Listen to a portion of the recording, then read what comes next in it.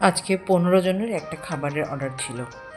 তো গতকালকে রাত 7:45টার সময় আমার হঠাৎ করে একটা অর্ডার আসে। উনি একজন রিপিট কাস্টমার। তো রিপিট কাস্টমারের অর্ডার আসলে ফিরিয়ে দিতে নেই। যদিও অনেক রাতে উনি ফোন দিয়েছেন এবং আয়োজনগুলো অনেক বেশি ছিল।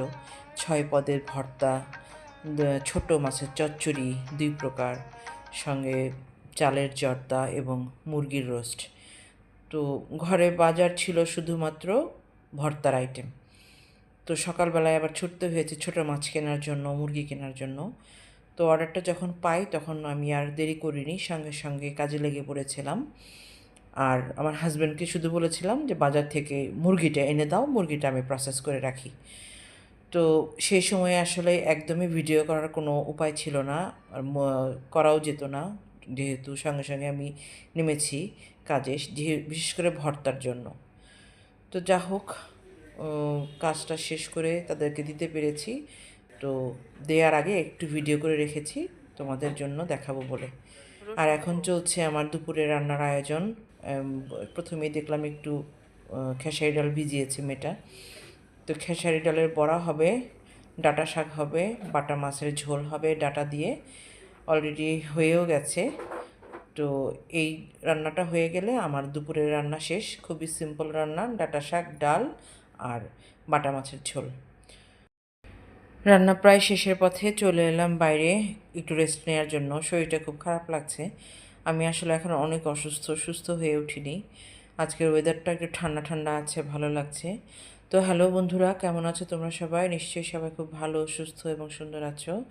শুরু করছি আরেকটা ব্লগ, নতুন দিন, নতুন বিষয় নিয়ে। আজকের ব্লগে তো তোমরা দেখলেই আমার ব্যবসায়িক কিছু কাজ ছিল, সেগুলো শেষ করার পরে দুপুরের জন্য রান্না শেষ করলাম। আর এখন একটু রেস্ট নিতে বসেছি বারান্দায়। আজকে আমার বাগানের গাছগুলোর একটু আপডেট দেব তোমাদেরকে। বাগানের গাছগুলো কেমন হয়েছে সেগুলো তোমাদেরকে জানানো দরকার বলে মনে করছি, আর তোমাদেরও কিছু পরামর্শ দরকার। তো দেখতে থাকো আমার আজকের blog. Please please please like, share, comment করবে এবং সাবস্ক্রাইব করে পাশে থাকবে। তো চলো শুরু করি আজকের ব্লগ। পুদিনা গাছটাকে আমি রোদের মধ্যে দেব বলে এই যে বাইরে এনে দিয়েছি, কিন্তু দেখো এখানেও না মরে যাচ্ছে। কেন এমন হচ্ছে বলো তো দেখি? আমি ঠিক বুঝতে পারছি না, মরে যাচ্ছে কেন গাছটা। অনেকগুলো ডাল দিয়েছিলাম জানো, প্রায় 8-10টা ডাল দিয়েছিলাম, কিন্তু কিছুতেই কিছু হচ্ছে না। তো দেখি রোদের মধ্যে দিলাম, এখন সারভাইভ করে কি না। তোমরা একটু কমেন্ট করে জানিও তো যে আমার এখানে কোনো সমস্যা রয়েছে কি না। আমি রেগুলার পানিও দিচ্ছি না, পানি দিচ্ছি হলো শুকিয়ে যাওয়ার পরে, মাটিটা শুকিয়ে গেলে পরে পানি দিচ্ছি। আমাকে একটু জানিও তো কেন এমন হচ্ছে। আমি খুব চেষ্টা করছি, একটা পুদিনা গাছ তৈরি করার জন্য, কারণ এটা সময় অসময় লাগে। হাতের কাছে থাকলে ভালো, সব সময় তো আর বাজারে যাওয়া যায় না। কিন্তু দেখো কেমন হয়ে যাচ্ছে, একটু জানিও প্লিজ।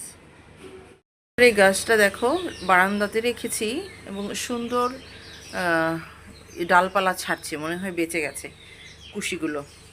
যদি হয়ে যায় তাহলে তো খুবই ভালো, কারণ থাই পাতাটাও ঘরে থাকা জরুরি। ওদেরকে ওই যে পর্তুলিকা গাছের আপডেট দিতে চেয়েছিলাম।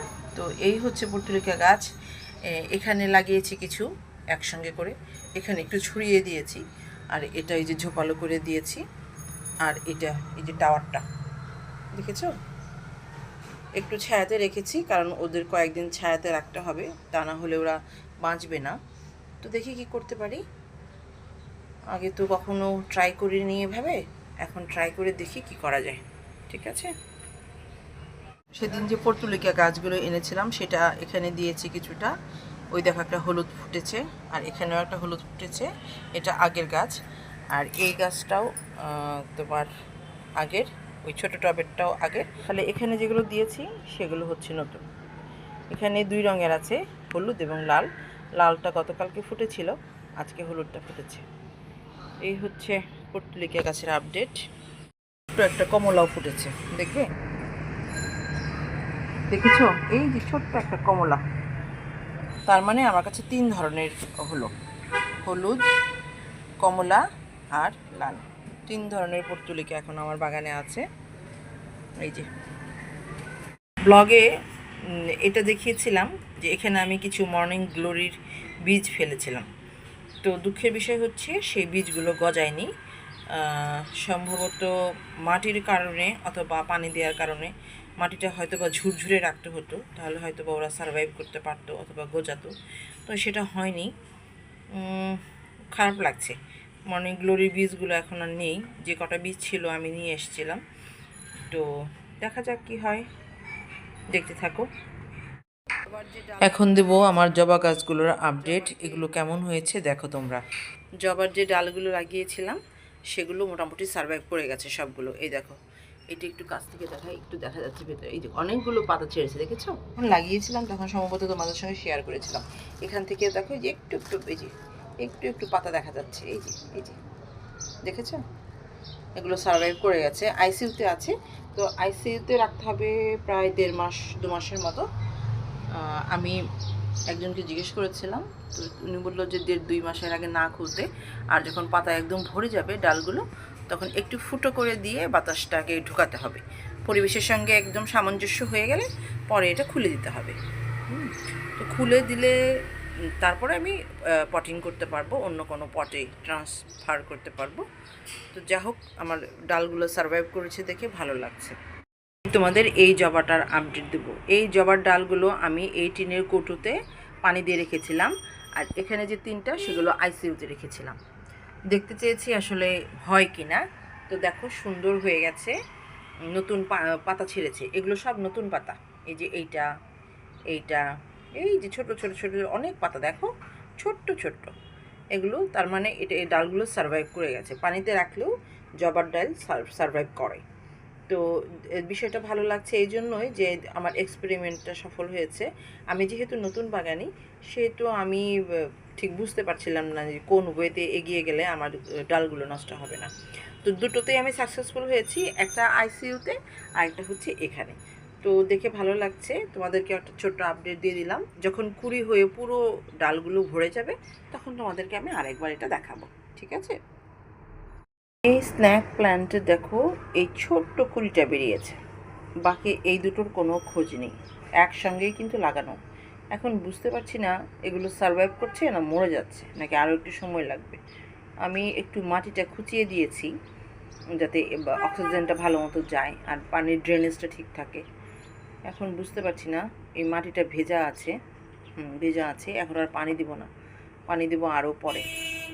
আমার এই গাছটার ডালগুলোকে আমি কাটতে চাইছি, কেটে আবার নতুনভাবে পটিং করতে চাইছি, কিন্তু আবার সাহসও পাচ্ছি না, যদি কাটার পরে আবার না হয়। এই দেখো, তোমরা আমাকে একটু জানিও তো, এটা কেটে যদি আমি আবার নতুন করে পটিং করি তাহলে বাঁচার চান্স কতটুকু, একটু জানিও আমাকে। আর এটা দেখো, আকাশ ছুতে চাইছি, এটারও তাই, আকাশ ছুতে চাইছে। আকাশ ছোঁয়া কি এতই সহজ?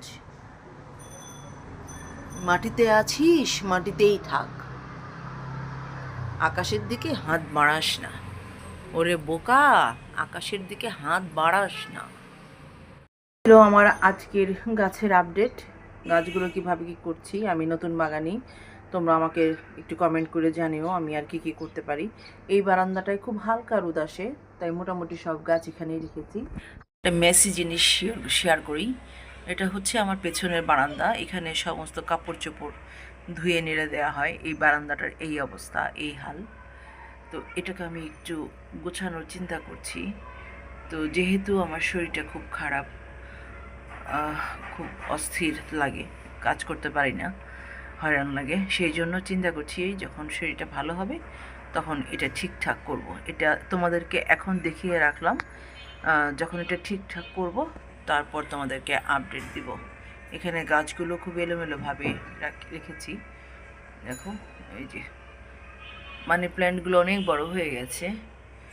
তো দেখো, এগুলো সব ঠিকঠাক করতে হবে। এই বারান্দা দিয়ে পানির বেশ ছিটা আসে, বৃষ্টির পানির, সেই জন্য একটু চেঞ্জ করতে হবে। তো আমি চেঞ্জ করে তোমাদেরকে আপডেট দেবো, কেমন? সাথেই থেকো। কাঁঠাল সমাচার। তোমাদেরকে যে বললাম গাছের কাঁঠাল পাড়া হয়েছে, এইটা সেই কাঁঠাল, এখনও শক্ত আছে, এখনও পুরোপুরি পাকেনি। এই অবস্থায় বারান্দায় রেখেছি, বাতাসে আস্তে আস্তে পাকুক। আর এখন যেহেতু গরম নেই, বৃষ্টি হচ্ছে, তাই পাকতে একটু সময় লাগবে। তো পাকুক, গাছের কাঁঠাল খেতে ভালো লাগবে। তো বন্ধুরা, শরীরের অবস্থা, চেহারা ছবি দেখে বুঝতে পারছো আমি খুব একটা ভালো নেই। শরীরের কন্ডিশন খুবই খারাপ।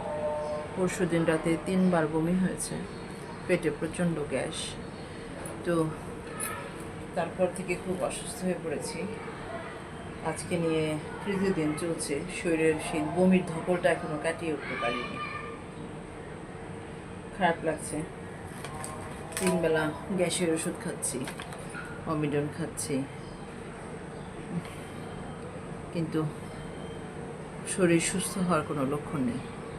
এই অবস্থায় আসলে ভিডিও করতেও ভালো লাগে না, কিন্তু কি করব, তোমাদের সঙ্গে যেহেতু সব কিছু শেয়ার করি, তাই ভাবলাম এটুকু শেয়ার করে দিই, তাহলে তোমরা আপডেটটা পেয়ে যাবে। গতকালকে কিছু গিফট এসছে সৌদি থেকে। আমার ছোট ননাস গিয়েছিলেন হজ করতে, তো তিনি কিছু সবার জন্যই কিছু না কিছু নিয়ে এসেছেন, আমার জন্য নিয়ে এসেছেন। তো তোমাদেরকে একটু দেখাই উনি কী কী এনেছেন। সাধারণত সবাই যা আনে উনি তাই এনেছেন। প্রথমে এটা এখানে দিয়েছে খেজুর। বেশ কিছু খেজুর দিয়েছিল, আমরা আনার সাথে সাথে খেয়ে ফেলেছি। আর কিছুটা রেখে দিয়েছি আমার আম্মা এবং বোনকে দেওয়ার জন্য। তো এটা হচ্ছে আবে জমজম কুয়ার পানি। এটাও সবাইকেই এরকম বোতলে ভরে ভরে দিয়েছেন, কারণ বেশি তো আনা সম্ভব না। দুইজন মনে হয় 5 লিটার 10 লিটার এনেছে, কিন্তু মানুষ তো অনেক, তো সবাইকেই অল্প অল্প করে কিছুটা দিয়েছে। এটা একটা, আর একটা জায়নামাজ দেখাচ্ছি। এই যে জায়নামাজটা, ভিতরে একটা তসবিহ আছে, একটা তসবিহ এটা দিয়েছে। আর সাথে দিয়েছে এই জায়নামাজটা তোমাদেরকে একটু দেখাই। এই ভেতরে প্রেটটা এই সুন্দর হয়েছে কালারটা। এই হচ্ছে জায়নামাজটা। এটা সবার জন্য মোটামুটি কমন গিফট এনেছেন ওনারা, যাতে করে সবাইকে দেওয়া সম্ভব হয়। তো পবিত্র দেশের পবিত্র জিনিস, তো খুশি হয়েছি আমরা সবাই। এগুলো তো আসলে সবাই খুব আশা করে, যারাই হজে যান তাদের কাছে এটা আশা করে যে সৌদি আরব থেকে হজ শেষে ফেরার পথে হয়তো এই জিনিসগুলো নিয়ে আসবে। যা হোক, আল্লাহ ওনাদেরকে সহি সালামতে দেশে নিয়ে এসেছে এবং ওনারা দুজনেই সুস্থ আছেন, আর আজকে বাড়িও চলে গেছেন। তো সেই জন্যে ভালো লাগছে যে ওনারা সুস্থভাবে বাড়িতে পৌঁছেছেন এবং সুষ্ঠুভাবে পবিত্র হজটা ওনারা সম্পন্ন করতে পেরেছেন। আল্লাহ পাক ওনাদেরকে হায়াত দারাজ করুক আর অনেক হায়াত দিক, এই দোয়াই করি। কেমন লাগলো আমার আজকের ব্লগটা কমেন্ট করে জানিও প্লিজ, আর লাইক শেয়ার করে পাশে থেকো। আজকের মতো বিদায় নিচ্ছি, সবাই ভালো থাকো, সুস্থ থাকো, সুন্দর থাকো। Tata, bye bye.